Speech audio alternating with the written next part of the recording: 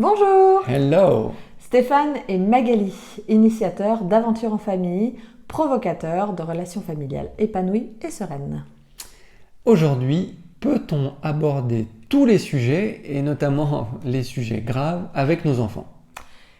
Et oui, lorsqu'à table, Soline, qui a bientôt 9 ans, nous dit « Après la mort, moi, je serai un lapin. » Et Ah toi, ah! maman, tu en penses quoi?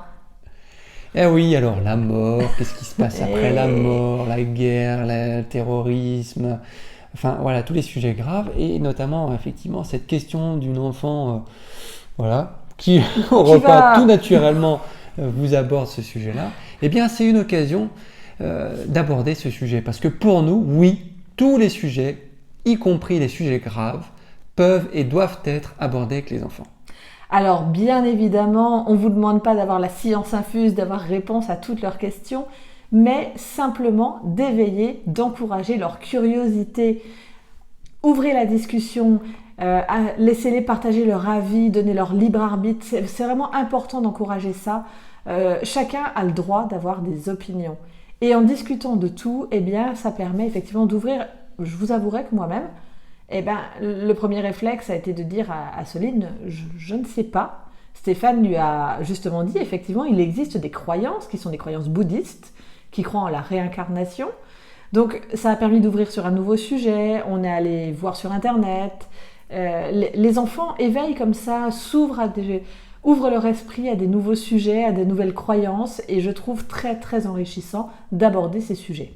De toute façon, dites-vous bien que si vous n'abordez pas ces sujets-là avec vos enfants, quoi qu'il arrive, ils l'aborderont avec l'extérieur, avec Internet, avec les informations à la télé, avec tous les moyens de communication et tout ce qui nous entoure, qui de toute manière abordent ces sujets-là naturellement, régulièrement. Donc, sans effectivement, comme le disait Magali, à dire qu'on a la science infuse, au moins, on ouvre le champ des possibles aux enfants en faisant une recherche un peu guidée, maîtrisée, et faire un peu la part des choses entre le tableau tout noir qu'on peut nous dresser d'un côté et tout beau, tout magnifique des bisounours de l'autre.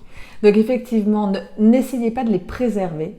La société est faite de telle façon qu'il est important qu'ils sachent ce qui se passe à travers le monde, qu'ils se questionnent également sur ces sujets. La mort, c'est un sujet très important pour tout le monde. La mort, ça fait partie de la continuité, donc c'est pas un sujet qu'on doit mettre sous le tapis, parce qu'un jour ou l'autre, on sera confronté à la mort d'un grand-parent, la mort d'un proche, des fois, malheureusement, la mort d'un camarade.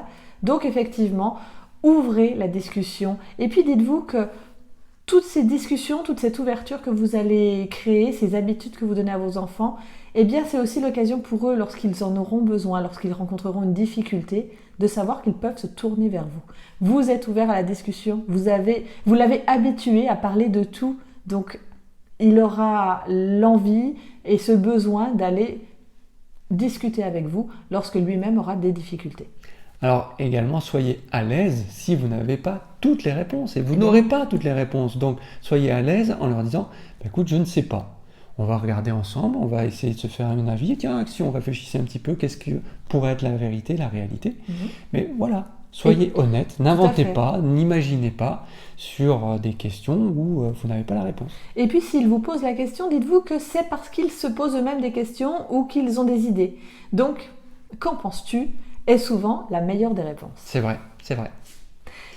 On vous invite à nous dire dans les commentaires quels sujets vous ont le plus surpris de la part de vos enfants. Vous savez, ces sujets qui arrivent entre le fromage et le dessert, là, qui se glissent au milieu du repas. Qu'on n'a pas vu venir. Ouais. Racontez-nous un peu quels ont été les sujets pour lesquels vous avez été un petit peu pris de court.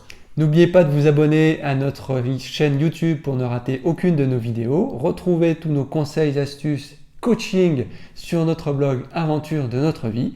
Et puis nous, on se dit à très vite. Bye. Ciao. Ciao.